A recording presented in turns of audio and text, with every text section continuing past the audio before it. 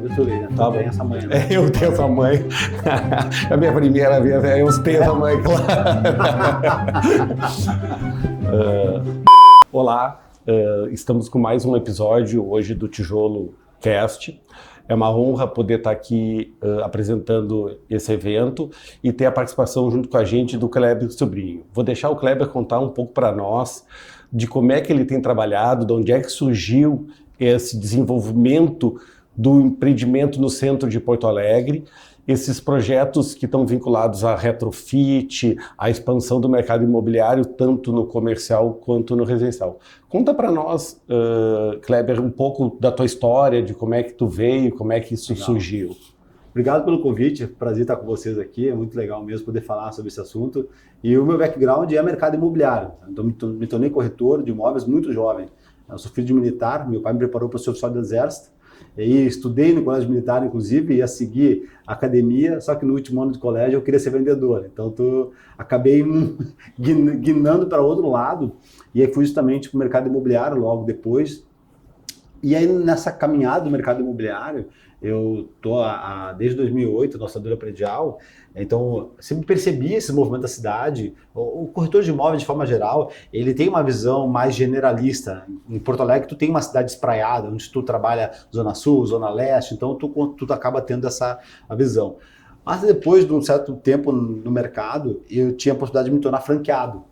E aí tem lá as praças determinadas, os bairros, e eu queria muito ser franqueado, só que eu ainda era muito jovem, então acabou me sobrando o centro, porque era onde o mercado não estava olhando para aquela região. Ninguém olhava para o centro, e eu de tanto insistir, né, num espaço como franqueado, então eu acabei me disponibilizar o centro histórico. Então tu vê, me recordo que na época até tive muitos questionamentos de colegas, porque eu trabalhava no Menino Deus, já há 5 anos morava no Menino Deus, então é um bairro verticalizado, com muitas famílias, valorizado também, e aí ia para o centro, né, na contramão do mercado, né, porque o mercado de Porto Alegre depois ele subiu a lomba, então ele foi lá no Vento, Bela Vista, depois chegou até o Jardim Europa, e o centro histórico acabou, até por políticas públicas, acabou ficando esquecido. E aí então eu fui nessa contramão.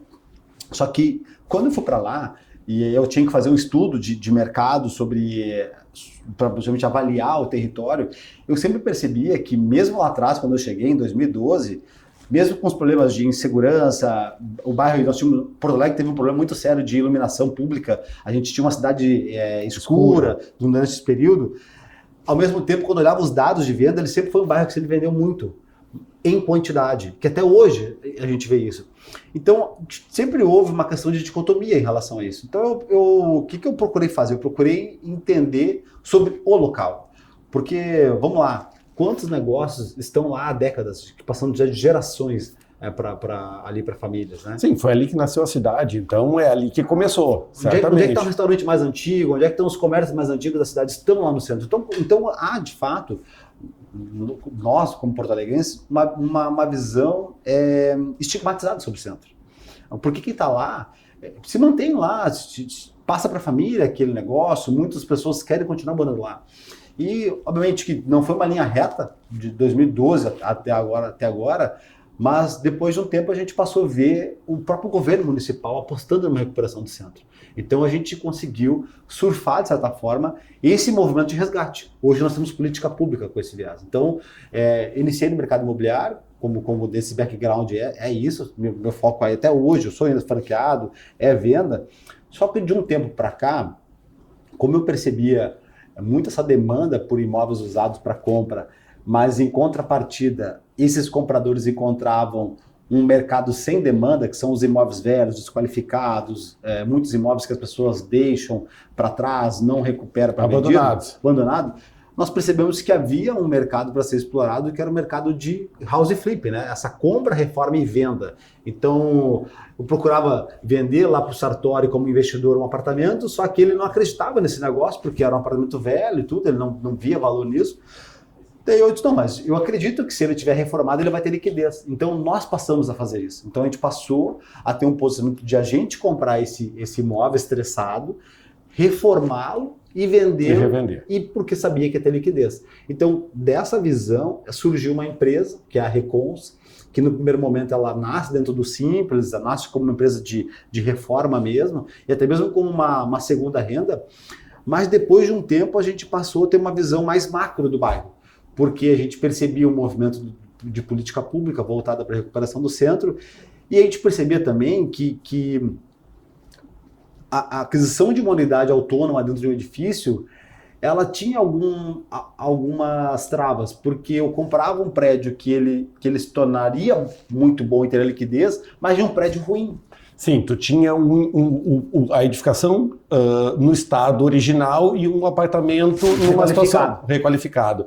E aí tu tinha que chegar na frente da porta do prédio e dizer, ó, aqui tá bonito, mas tem que entrar, né? Isso aí. Então, da porta para dentro, eu conseguia criar uma identidade que eu acreditava, que era um apartamento dentro que algumas coisas até de entregáveis a gente fazia. Então, eu sempre, desde a primeira reforma, eu sempre entreguei o banheiro mobiliado, a cozinha montada, e aí então eu passei a depois incluir outros elementos assim, nesse enxoval de entrega, porque desde o primeiro momento eu sabia que esse comprador era o comprador que a gente chama de passagem, aquela pessoa que veio do interior do estado ou que está chegando aqui e não conhece mais ninguém, que não vai ter condições de procurar um prestador de serviço, ou que não sabe onde comprar um móvel, ou que também ela não tem disponibilidade de recurso para isso, ela está lá com crédito aprovado, com fundo de garantia disponível e precisa do financiamento imobiliário. Então ela não despende de um recurso para poder reformar. Fora o financiamento. Então a gente procurava preparar esse apartamento. Só que daí tinha justamente isso, né? O caminho da venda era ruim. Então a gente passou a ter uma visão mais macro e até a gente chegar no retrofit, que hoje a gente só foca em prédios. Né? Na edificação inteira. Isso tu trouxe de algum lugar de fora que tu chegou a observar ou veio mesmo dessa demanda interna que tu percebeu? Onde é que digamos, esse conceito do retrofit que a gente sabe que começou no individual da edificação do apartamento, mas se ampliou. Tu teve oportunidade em algum momento, alguma coisa te inspirou isso fora a demanda? Desde lá, quando eu era corretor no Menino Deus, eu sempre tive uma visão de construir uma identidade. Né? Eu lá no Menino Deus mesmo, eu estudava muito o bairro. Então eu sabia que onde tinha maior liquidez nas vendas era dentro do quadrilátero ali, que é Ipiranga, Érico Veríssimo, José de Alencar e Praia de Belas. Então eu sabia que ali estava onde teriam as melhores vendas, tá? Então eu tinha já um comportamento meio que alcability ali de trabalhar ali, então eu decorava o nome dos prédios, procurava ter relacionamento com o zelador, com o porteiro, então mesmo lá atrás, como corretor, eu já tinha uma visão como essa. Quando eu fui para o centro e que daí eu enfrentava justamente esse desafio das pessoas de Porto Alegre falando mal do centro, mas em contrapartida um comerciante ali apostando na região, querendo se manter o seu negócio, ou até mesmo vendo novos negócios acontecendo, eu disse, não, mas peraí, tem algo mais aqui.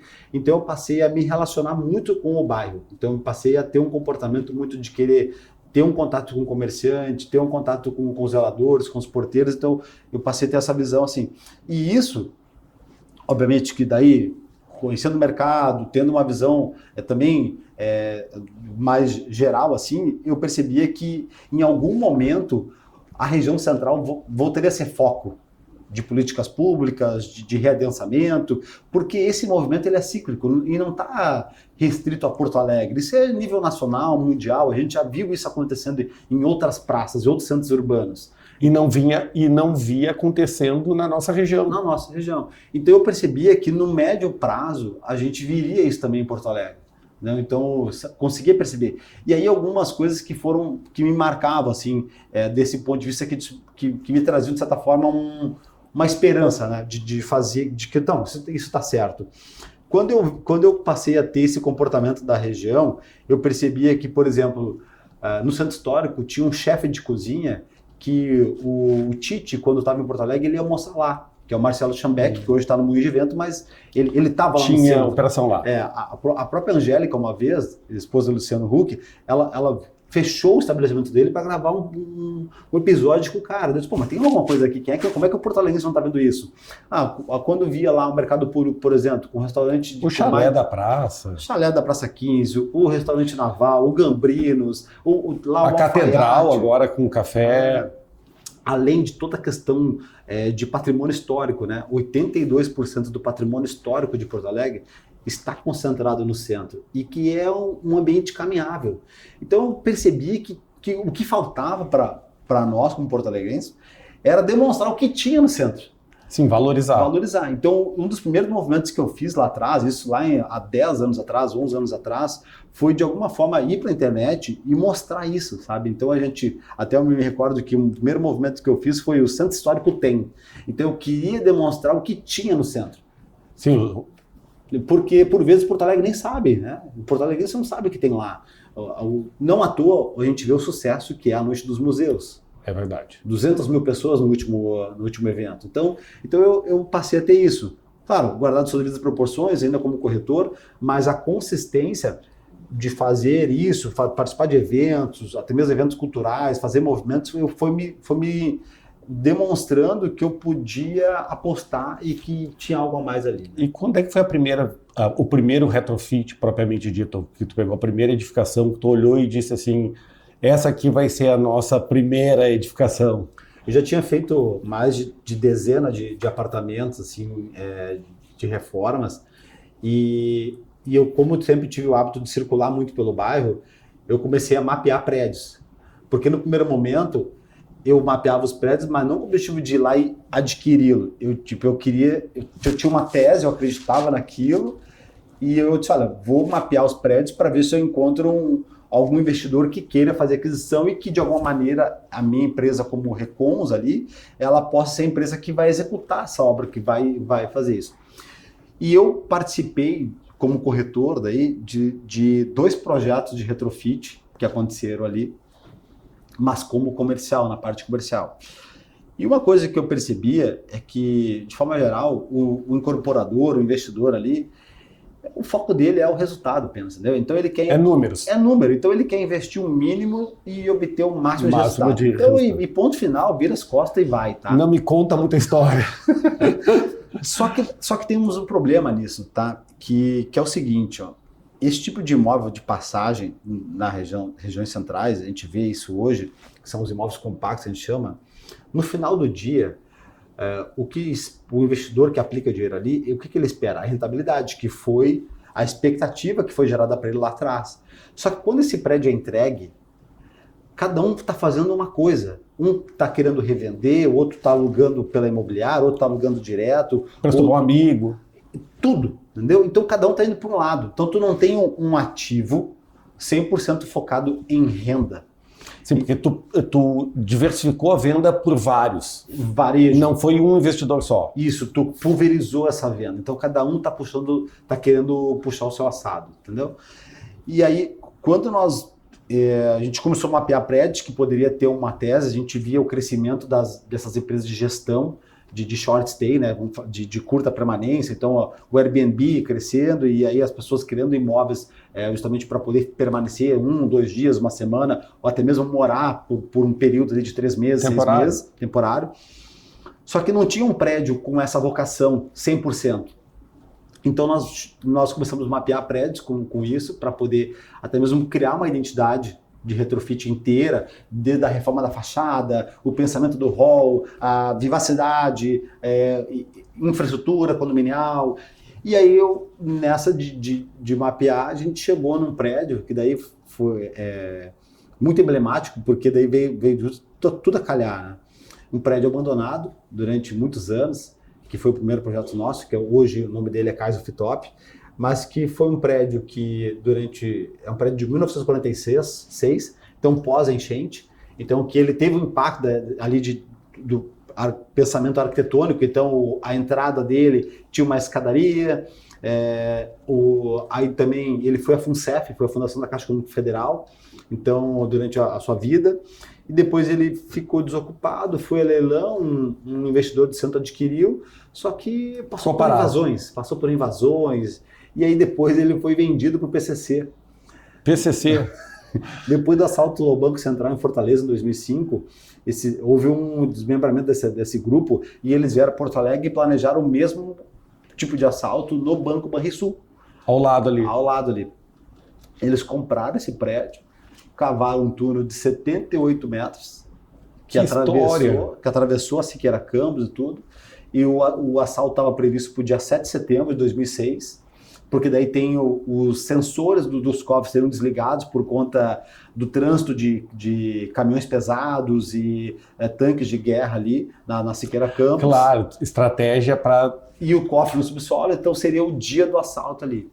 E aí, no dia 1º de setembro, foi deflagrado, a Polícia Federal já estava monitorando, conseguiram acompanhar ali, prenderam 25 pessoas nesse prédio. Então é um prédio que... Tem história. O Brasil conhece esse prédio. E a gente vem comprar ele depois de 15 anos e ele ainda teve ocupação, ele foi destinado para moradia social, depois outro governo revogou a decisão com audiência pública. Então é um prédio com muitos episódios. Então era um prédio muito conhecido. Então ele, de certa forma, ele simbolizava o momento do centro, o de descaso, de abandono com o centro. Então ele simbolizava isso. E aí mesmo assim eu acreditava nesse negócio. Então, só que os investidores que eu levei lá para comprar, que na minha tese eu ia botar dinheiro de investidor, não acreditavam nesse negócio. Não conseguiam ver o negócio. Não conseguiu. Então acabei comprando o prédio, junto com um sócio, que é o Toniolo, da Toniolo Engenharia. Ele, na época, ele já me ajudava nas RTs de projetos, então de reforma. Quando eu queria quebrar uma parede... Ele já te dava uma mão. Ele já me dizia se eu podia ou não quebrar. E a minha grande preocupação era atestar patologia, né? Então, se aquele prédio pudesse ter alguma patologia que comprometesse. Porque eu sou um cara do comercial, eu sabia o que venderia, mas eu não tinha habilitação técnica para atestar... Avaliar o resultado final. Né? E aí a gente formou essa tríplice, né? Do Toniolo, nessa visão dele de técnica, aí eu na parte comercial, e trouxemos uma empresa de arquitetura e engenharia também para modelar o projeto, licenciar. E a gente acabou sendo o primeiro projeto aprovado dentro do plano de reabilitação do Centro Histórico, que aí foi uma grande porta de visibilidade, assim, porque antes lá não havia um projeto voltado para isso no centro, então não tinha política para isso. E a gente acabou surfando justamente esse sendo o primeiro projeto. Então a gente compra o prédio antes dessa visão aí, dentro desse plano de reabilitação do centro, e logo depois é aprovado o plano de reabilitação. Então e a gente é o primeiro projeto aprovado. Então a gente acabou saindo em todas as mídias, a gente teve muita repercussão. Sim, acabou tendo bastante divulgação.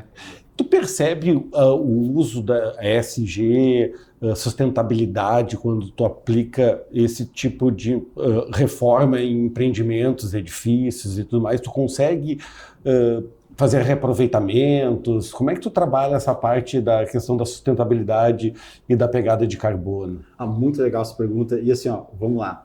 O que é ser mais ESG do que tu recuperar um prédio existente? Não existe, não. Então vamos lá na tríplice ESG, né? Ambiental, social e governança. O retrofit ele é a solução estratégica para isso dentro do ESG. Porque se a gente tem um dado até que recentemente ali num evento da Caixa, e foi muito interessante, me chamou muita atenção, me marcou. Até 2050, 80% dos edifícios que existirão, eles já estão edificados hoje. Então vamos lá, nós temos 20 e poucos anos para frente. 80% dos prédios que existirão em 2050, eles já existem hoje. Então não é mais uma questão estratégica arquitetônica, é uma questão de estratégia urbana. Entendeu? Então, é uma solução realmente dos centros urbanos. Nós tivemos um caso emblemático ali no centro, que foi a questão do esqueletão, aquele que agora conseguiram desmanchar recentemente, né? E por que o esqueletão ele não pôde ser recuperado? Eu tive várias vezes dentro do esqueletão e até fui atrás da família na época, tentei viabilizar esse projeto. O problema ali é que aquela edificação ela ficou durante muitos anos exposta ao tempo. Se ela tivesse sido uma edificação, que ela tivesse recebido a conclusão das vedações, da ferragem, armadura, isso, ela poderia ter sido demole ali alguns parcial, fragmentos, faz o parcial, isso aí, e recupera ali o seu prédio, tá? Mas ali não, ali realmente foi atestado que havia um problema estrutural ali já que dificilmente alguém apostaria dinheiro nisso, tá? Porque tinha a questão da mercê ao tempo. Mas, de forma geral, todas as edificações elas conseguem ser recuperadas. Né? Todas as edificações, até porque, vamos lá, esses prédios, eles são prédios de muitas vezes de 40, de 60 anos atrás, 80 anos atrás, tá?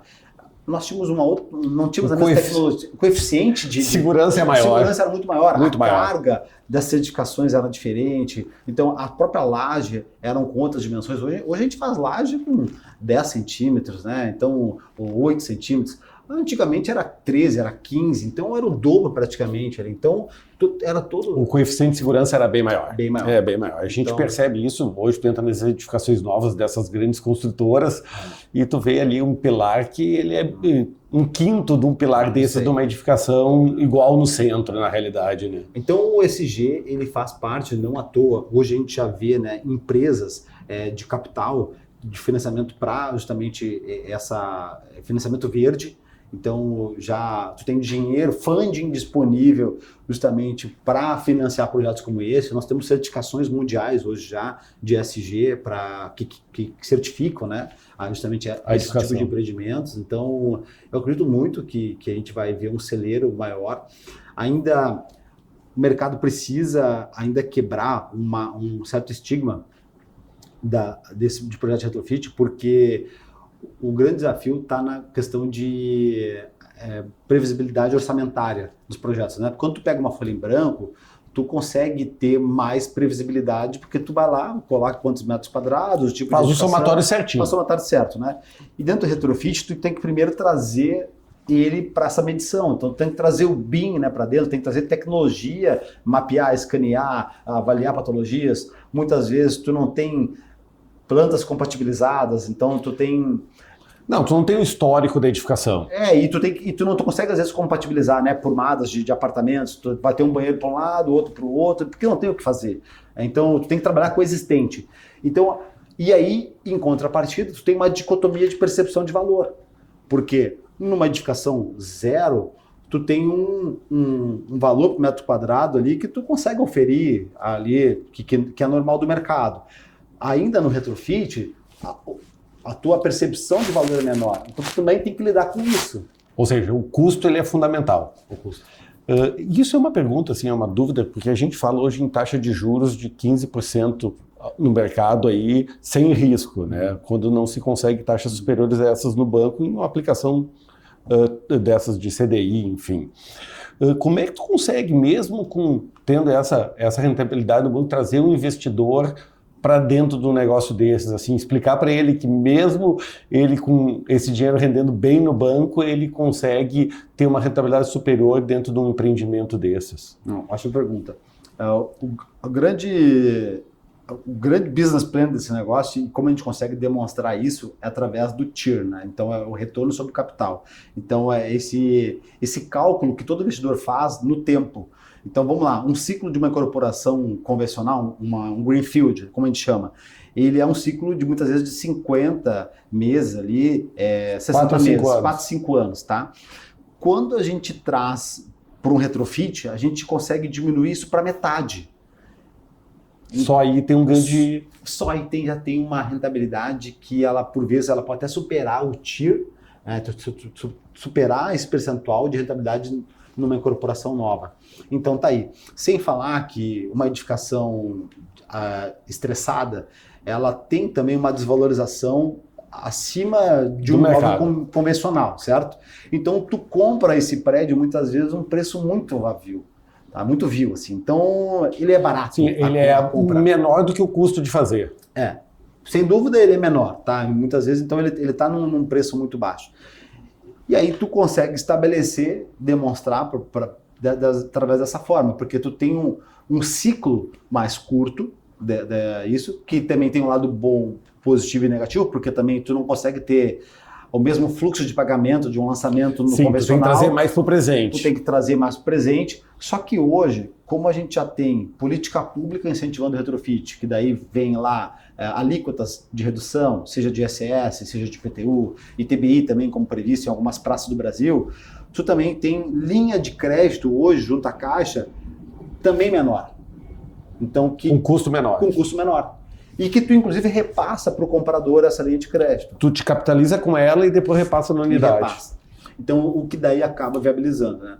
Nós ainda não, nos nossos projetos, a gente, ou investimento nosso, ou também já direto de investidores, agora a gente está justamente numa segunda rodada com projetos maiores, que aí acima de 30 milhões, 50 milhões, que é justamente que faz sentido a captação do dinheiro do banco. Tá? Então, até o momento, nossos projetos a gente se financiou próprio ou através das próprias vendas. Né? Então, sim, com capital privado mesmo. E agora, justamente, para justificar investimentos como esse, a gente tem que estar falando de empreendimentos acima de 40 milhões, 50 milhões. Para valer a pena. Eu queria trazer uma pergunta que é delicada, mas que a gente passou em 2024, que foi a questão da enchente. Né? A gente sabe que a enchente abalou bastante o centro de Porto Alegre, faziam muitos anos que a gente não tinha tido nenhum tipo de incidência dessas, e por experiência de amigos, de pessoas que a gente já trabalhou no centro, a gente viu alguma evasão de algumas empresas e algum receio daquelas que estavam lá dentro com um possível retorno de uma situação como essa. Como é que tu está vendo isso? Agora a gente já passou, foi em 2024, a gente já está com 1 ano e meio, 2 anos desse momento. Como é que tu tem visto essa demanda em relação ao centro? Importante pontuar que a enchente, no Centro Histórico especificamente, ela atingiu 17% do bairro. Então, é um percentual pequeno. Então, muito diferente, por exemplo, onde nós estamos aqui no Quarto Distrito, que foi 100% assolado. Tá? Aqui, propriamente dito, deu mais de 2 metros. Entendeu? Então, assim, então é importante segmentar, porque o Quarto Distrito, a gente, de fato, teve um retrocesso, se pensar do ponto de vista disso que ele vinha gradativamente recuperando sua confiança, novos negócios. Então, em relação ao centro, o centro ele é o coração da cidade. Então a água baixou, muitos negócios reabriram ali, se restabeleceram e reabriram.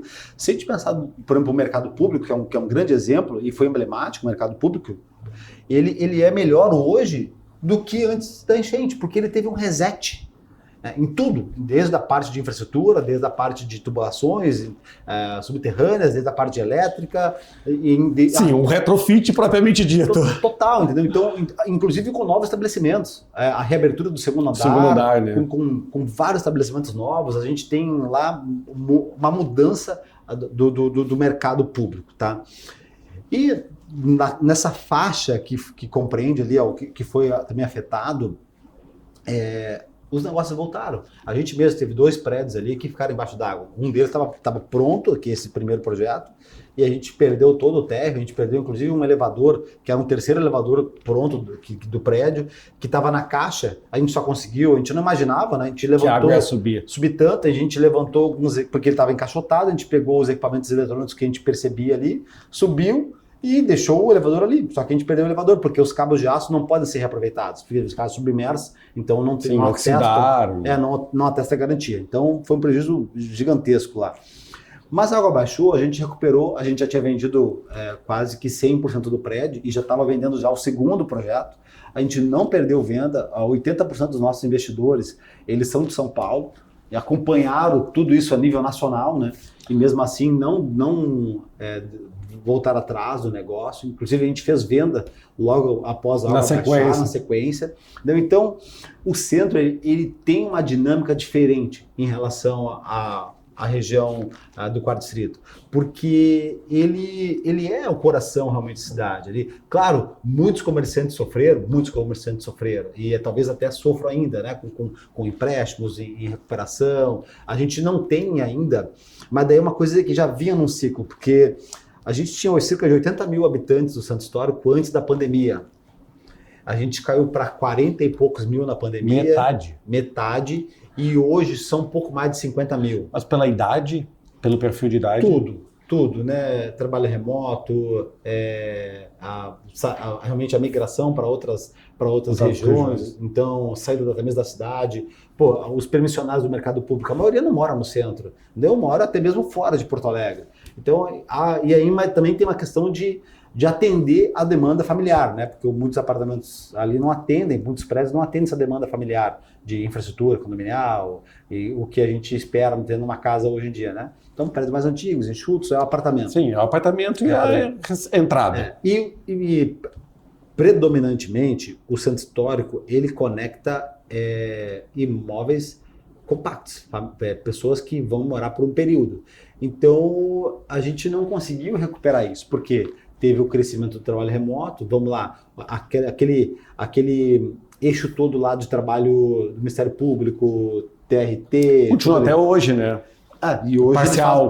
Parcial. Então, do meio-dia para frente, né? Não trabalho de manhã. Então... ou escalonado por datas. Isso aí. Mas esse pessoal não volta mais para o centro, né? Volta? Não sei se volta, mas há hoje, através do governo municipal, um foco muito grande nesse readensamento.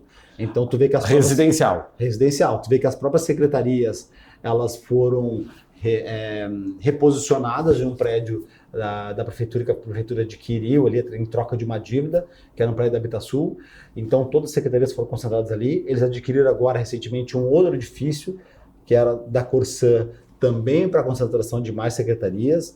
Então, e aí está acabando essa questão do trabalho remoto. A Caixa também anunciou, né, o encerramento o jurídico é mais difícil, mas realmente a gente tem visto uma mudança geral do mercado, retrocedendo nessa área, exceto algumas áreas específicas, como TI, enfim, que trabalha à distância, né? Mas então, concluindo em relação à enchente, que eu percebi, tá, na prática, que o bairro voltou, a gente teve todo o patrimônio histórico que está restabelecido, então do centro, então foram os primeiros prédios a serem recuperados, tem ainda alguns processos ali de mas está tudo funcionando. Tudo funcionando. Os comércios foram requalificados, então os restaurantes, ali tudo que tem ali na volta foram melhorados, e houve uma dança de cadeiras. Então, daqui a pouco, aquele empreendedor ali, ele aproveitou para migrar para uma loja melhor. Então, ele saiu de uma perpendicular da Andradas e foi para Andradas.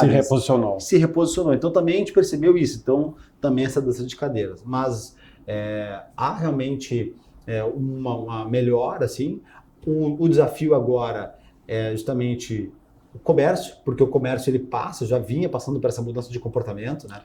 A descentralização, né? Então, os grandes... Então, a gente tem pequenos centros urbanos pela cidade. Então, isso acaba facilitando a questão do e-commerce também. Então, tem uma mudança aí. Então, o que vai resolver realmente o centro é o readensamento, que é, hoje, uma política pública de nível nacional, né? A reconcentração do centro, porque, vamos lá,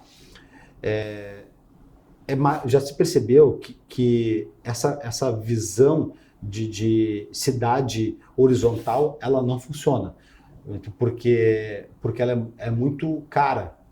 Então, ficam longe as ficam coisas. Longe. Os modais de transporte, imagina ter que levar hospital, colégio para os extremos da cidade. Infraestrutura toda, né? É tudo. Então, é muito caro. Então, o readensamento passa a ser uma estratégia de governança política. Então, não à toa, a política pública em nível nacional, nas grandes centros, para poder ter o readensamento. É isso aí, queria aproveitar esse gancho, assim, como é que tu tem visto esse movimento em outras cidades específicas, assim, que tu acompanha dessa política de retrofit, que, vamos lá, nós temos o exemplo de Porto Alegre, que tu é um precursor desse movimento, tem outros que a gente tem acompanhado, eu acho que agora o pessoal pegou aquele edifício ali na Andrade Neves, o Grupo Estrutura, que vai fazer uma... Na João Manuel, com 7 de setembro.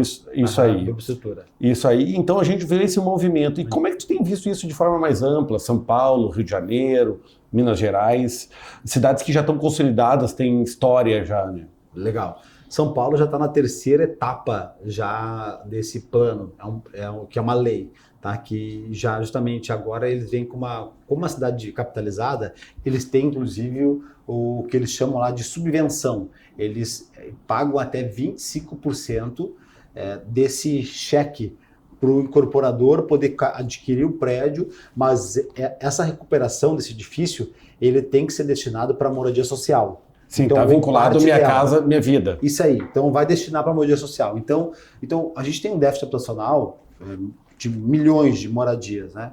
E em contrapartida nós temos também milhões de imóveis ociosos, que é maior do que o próprio déficit habitacional nos centros urbanos. Então tu imagina, o centro urbano resolve o déficit habitacional nacional. Então para te ver como uma política pública pode fazer diferença. E não à toa São Paulo já está numa etapa, São Paulo tem cerca de 30 projetos já executados de retrofit. Então, incorporadoras migrando para esse olhar, assim, tem fundo estruturado para investir em incorporadoras isso. Rio de Janeiro já tem muitos projetos também já em execução de retrofit para a recuperação do seu centro. Nós temos recentemente Belo Horizonte também anunciando, também conseguiram assinar essa lei e já tem projetos já que vão ser executados.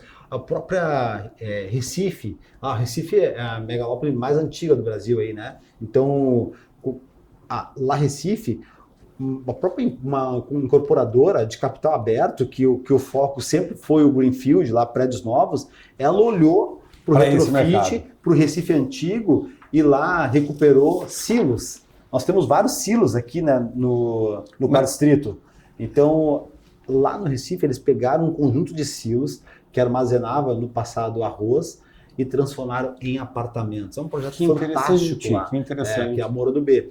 Então, e aí a gente vê também Salvador, também a Moura do B também comprou um hotel. Florianópolis recentemente assinou isso também, essa lei para recuperar o centro. Curitiba. Então, é algo de nível nacional, entendeu? Que vai acontecer. Interessante. Eu acho que assim, uma conversa super produtiva. Eu queria te agradecer em nome do Tijolo, em nome da gente, da Sartori Arquitetos, e queria que tu deixasse uma mensagem para quem está pensando em investir, quem está pensando nessa modalidade, tanto como investidor da edificação, mas como pessoa física, aquele que pensa em morar, passar lá, se realmente se mudar para o centro, aproveitar toda essa infraestrutura que a gente sabe que está presente no centro. A gente tem mercado, a gente tem estrutura de shopping, a gente tem restaurantes. O que tu diria para essas pessoas que estão pensando em ir para o centro ou investir no centro hoje? Olha só, o centro histórico, não só em Porto Alegre, mas de forma geral no Brasil, ele é o lugar mais barato para uma família média morar. Se a gente pensar do ponto de vista de imóveis residenciais que atendem família, 3 dormitórios ali, não tem um lugar mais barato para comprar um apartamento hoje, uma família média. Para ter uma referência, um apartamento de 3 dormitórios com 130, 150 metros quadrados, tu paga em torno de R$500 mil no centro histórico. Se tu caminhar 5 minutos, no sentido de Dependência, Bonfim, tu vai pagar o dobro ou o triplo para poder morar na mesma área privativa. Então, o que ainda falta é quebrar esse estigma do Porto Alegre em relação ao centro. Nós vamos viver um movimento estrutural de recuperação do centro. Foi assinado já junto ao Banco Mundial um investimento de 400 milhões no centro histórico, que vai desde o urbanismo tático, modais de transporte, recuperação de patrimônio histórico. Então, a gente vai ter uma reestruturação completa do centro. O centro histórico é onde tem a maior malha viária subterrânea, né? Malha subterrânea de infraestrutura. 60% da infraestrutura está embaixo da terra. Então, não tem outro bairro em Porto Alegre que tenha isso. Então, o centro histórico ele tem tudo para ser readensado. Tem tudo. Além de ter também a questão da isenção da outorga onerosa, né, onde tu pode fazer uma edificação maior, então que isso para um incorporador também é um olhar. Não à toa a gente vê hoje 6 projetos de incorporação nova no centro. Então é onde Porto Alegre vai ser redensado e vai crescer. Então tem uma janela de oportunidade aí para te comprar um imóvel barato, para te recuperar o centro e pensar, só fechando, a questão de mudança demográfica, tá? 1/3 do porto-alegrense ele mora ou sozinho ou um casal.